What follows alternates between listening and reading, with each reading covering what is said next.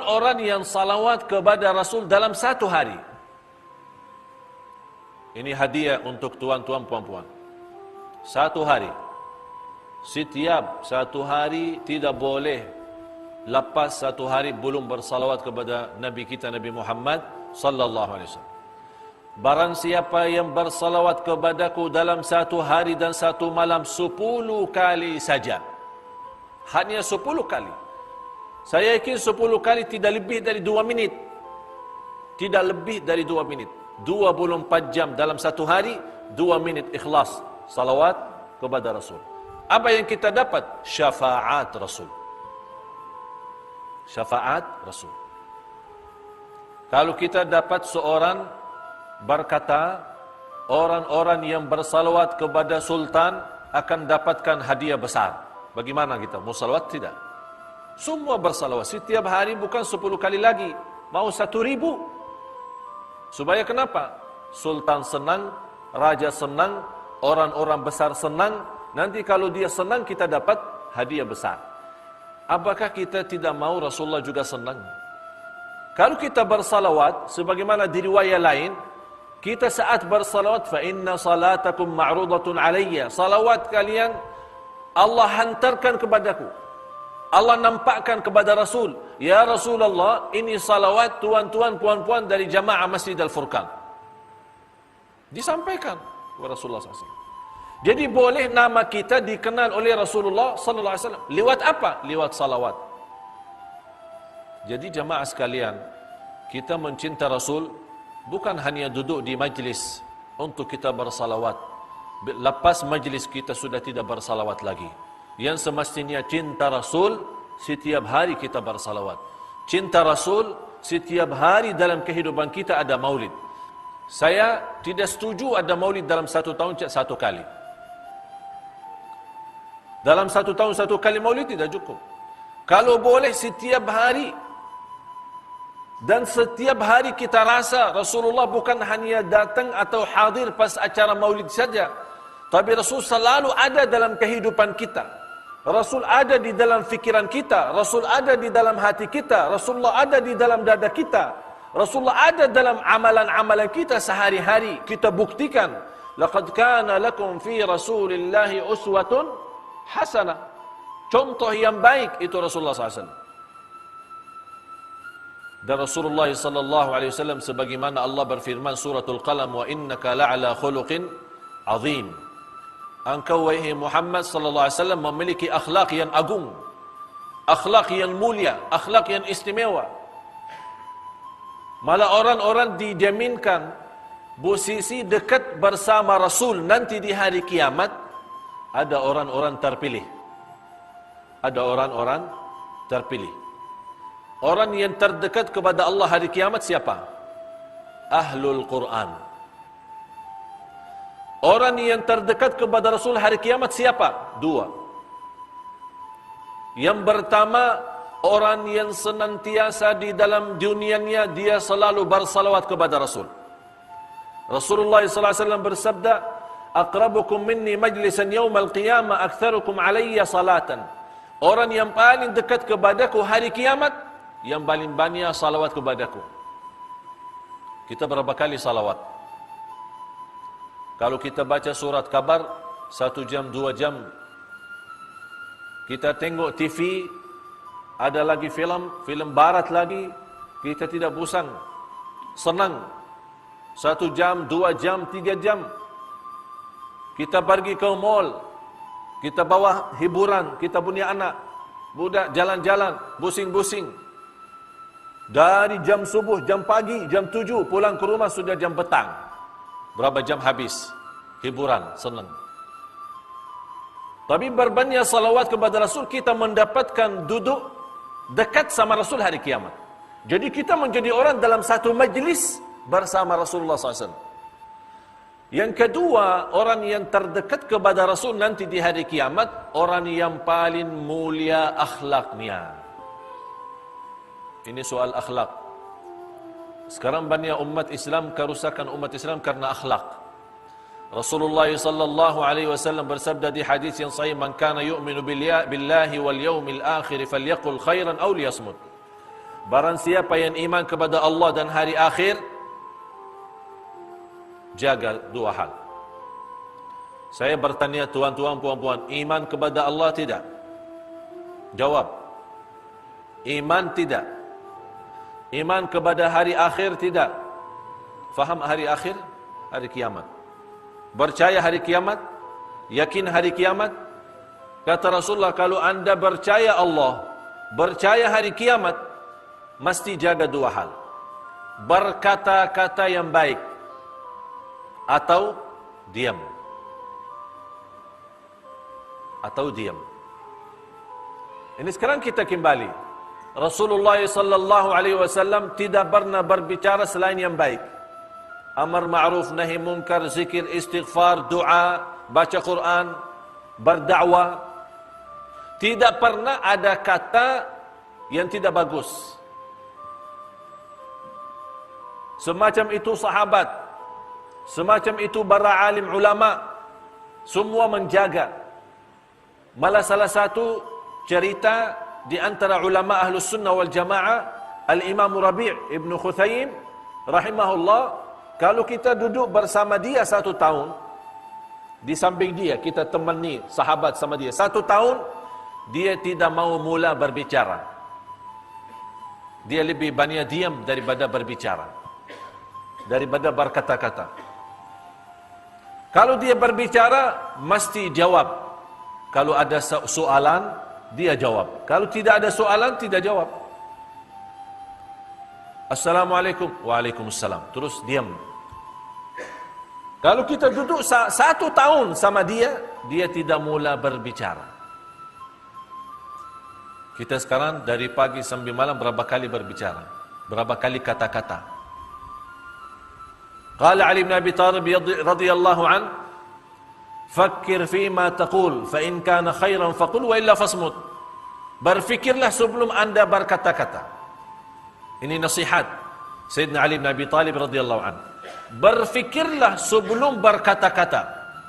Kalau berkata itu baik, silahkan teruskan. Kalau tidak baik, diam. Sekarang kita teruskan kata-kata, habis itu astagfirullah. Ya Allah maaf, terus saya kata. Sudah teruskan kata astagfirullahalazim. Memang manusia.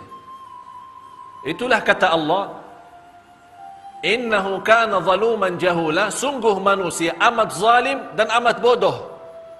Macam itu berlaku manusia, zalim, sangat zalim dan sangat bodoh. Dia tidak boleh jaga diri. Padahal ini sama sebabnya lidah, sebabnya lisan, sebabnya kata-kata. Rasulullah SAW bersabda, boleh jadi seorang masuk ke neraka 70 tahun sebabnya 1 kata. Na'udzubillah. Sebabnya 1 kata masuk neraka 70 tahun. Bagaimana kalau 100 kata? Berapa tahun? 700 tahun. Apalagi ibu-ibu, kaum wanita. Mohon maaf. Ibu-ibu, mohon maaf. Maaf tidak? Maafi enggak? Ikhlas. Saya pernah jumpa seorang ibu, dia berkata, Ustaz, alhamdulillah, saya tidak pernah bagi kata-kata yang tidak bagus terhadap sahabat. Saya tidak pernah ghibah, saya tidak pernah gosip. Tapi saya punya satu masalah, suka mendengar gosip. Dia tidak kata-kata, tapi mendengar. Dosanya sama. Dosanya sama. Orang yang mendengar maupun berkata sama dosa. Dan kata Rasulullah, itu sebabnya kaum wanita banyak masuk neraka, sebabnya ini. Dan kata Rasulullah, barang siapa yang boleh jaga lidah itu, kata Rasul, saya jamin masuk surga. Janji Rasulullah, janji. Ada janji Rasulullah, orang yang boleh jaga ini, tahu ini? Tahu tidak? Ini bahaya. Padahal ini dia punya daging tipis kan? Berapa kali gigit sendiri? Pernah kan? Sambil lagi makan, senang makan, sedap ya. Makanan Arab. Sedap makanan, astagfirullahaladzim. Ada apa? Saya gigit sendiri. Masa tidak boleh kontrol? Macam orang boleh gigit sendiri? Macam mana? Karena kita punya lidah saja tidak boleh kontrol. Oleh kerana selalu gigit sendiri. Kadang kita gigit sendiri sambil ada darah, keluar darah. Mudah-mudahan keluar darah Allah ampuni dosa kata-kata ini. Ini karena selalu. Oleh karena itu kita ganti. Sebagaimana Rasulullah menjelaskan, kalau anda percaya Allah, percaya hari akhirat, jagalah kata-kata. Kalau baik teruskan, tidak baik diamkan. Kalau umat terdahulu, umat sebelum umat Nabi Muhammad SAW, kalau mereka berpuasa, tidak ada kata-kata.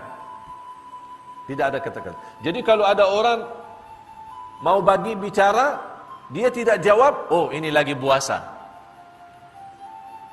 Ini sekarang di bulan Ramadan, kita lagi puasa, malah hancur puasa gara-gara kata-kata. Subhan, malah terbalik. Semestinya, kita setiap hari puasa. Bukan puasa makan, minum, tapi puasa kata-kata. Boleh tidak? Boleh? Siap? Mulai malam ini malam Jumat. Ya, saya minta karena malam Jumat malam barakah. Dan Rasulullah SAW mengkhususkan malam Jumat berbanyak salawat kepada Rasul. Sebagaimana di hadis Abi Daud dan yang lainnya, "Aktsiru alayya min as-salati yawm al-jum'ati wa lailataha, fa inna salatakum tablughuni haitsu kuntum." Berbanyaklah salawat kepadaku malam Jumat dan hari Jumat. Karena sungguh salawat kalian Allah hantarkan kepadaku di Madinah. Allah hantarkan. Jadi kita khusus jaga lidah, tidak boleh berkata-kata, apalagi kata-kata negatif, apalagi kata-kata kotor, apalagi kata-kata tidak bagus. Dan insyaAllah nanti ada satu hari, ada kuliah duha, ceramah duha, khusus muslimah, kaum muslimah. Saya bagikan satu ceramah, satu syarahan, khusus 10 kata tidak boleh dibawa. Kenapa saya khususkan muslimah? Karena muslimah lebih banyak kata-kata daripada lelaki. Apalagi kata-kata sama dia punya anak. Anak budak kecil, cucu. Ada 10 kata, kalau seorang ibu berkata itu sama dia punya anak, dia punya hati sudah hancur. Jadi besok-besok dia sudah besar, sudah tidak pandai lagi. Susah belajar, susah baca, susah agama, susah jadi anak salih salihah. Macam mana susah itu? Sebabnya 10 kata yang sudah disampaikan oleh pada orang tua. InsyaAllah nanti ada syarahan khusus itu. Supaya kita jaga. Banyak orang tidak sadar, dia harap punya anak salih salihah, tapi dia sendiri menghancurkan rasa iman dan rasa yakin dalam hati dia punya anak. Jadi khusus saya mohon tuan-tuan puan-puan, ini malam Jumat kita khususkan bersalawat kepada Rasul. Kita di Indon kemarin saya umumkan di media, di TV One, dan kita sudah sebarkan banyak ceramah-ceramah di seluruh majlis ta'lim, seluruh kota, seluruh acara. Saya bagi kepada jamaah amalan. Kita ini bulan Rabiul Awal, kita mau hadiahkan untuk Rasulullah SAW 100 juta salawat. 100 juta salawat. Karena mungkin Indonesia kan ramai orang ya. 200 juta lah. Jadi satu orang saja satu kali salawat sudah habis. Tapi saya kumpulkan semua jamaah 100 juta dalam satu bulan Rabiul Awal ini. Kita bagi hadiah Rasulullah SAW. Saya sekarang minta, tuan-tuan puan-puan, mula malam ini, anda punya tugas. Setiap salat, anda bersalawat. Setiap salat, anda bersalawat. Boleh anda setiap salat 200 kali salawat. 200 kali 5 waktu berapa? 1.000. Ini 1 hari. Berapa hari lagi? Bulan Rabiul Awal masih lama lagi ya, 20 lebih hari. Kita boleh 2.000, boleh 2 juta kita kasih hadiah. Niat apa? Anda punya hajat, punya soalan, punya masalah, punya hutang, ingin haji, ingin umrah, suami istri yang sudah lama menikah belum punya keturunan, anda lagi sakit, subhanallah, berbanyak salawat, jamin obat semua. Ini bukan kata saya, kata Rasulullah SAW. Sebagaimana di hadis yang dihasankan oleh ulama, tukfa hammuk wa yughfaru dhanbuk wa tuqda hajatuk. Dalam salawat kepada Rasul, anda mendapatkan 3 hal. Di luar syafaat, anda dapat 3 hal. Yang pertama, dikabulkan segala hajat. Yang kedua, diampuni segala dosa. Yang ketiga, mendapatkan kemudahan dari segala kesusahan. Segala sulit, susah, Allah kasih kemudahan. InsyaAllah tuan-tuan, puan-puan, anda siap untuk salawat itu, anda sendiri nanti lihat. Sudah banyak beza. Beza dalam hati, beza fikiran, beza usaha, beza, semua jadi bagus. Lebih bagus. Jauh lebih baik. Tuan-tuan, puan-puan siap? 1.000 salawat dalam 1 hari? Boleh kan? Boleh? Atau mau fikir dulu? Boleh. Boleh, insyaAllah. Jangan kata insyaAllah saja. InsyaAllah tidak cukup. Tapi boleh, insyaAllah. Fa'idha azamta, fatawakal. Azam dulu, ada azam. Jangan insyaAllah. Gimana tuan? Siap? InsyaAllah. Terus? Bila? InsyaAllah. Bila lagi? InsyaAllah. Jawab insyaAllah saja, tidak ada amalan. Tapi kalau kita berkata siap, boleh, insya, berarti ada niat. Fa'idha azamta, ada azam, baru tawakal kepada Allah SWT.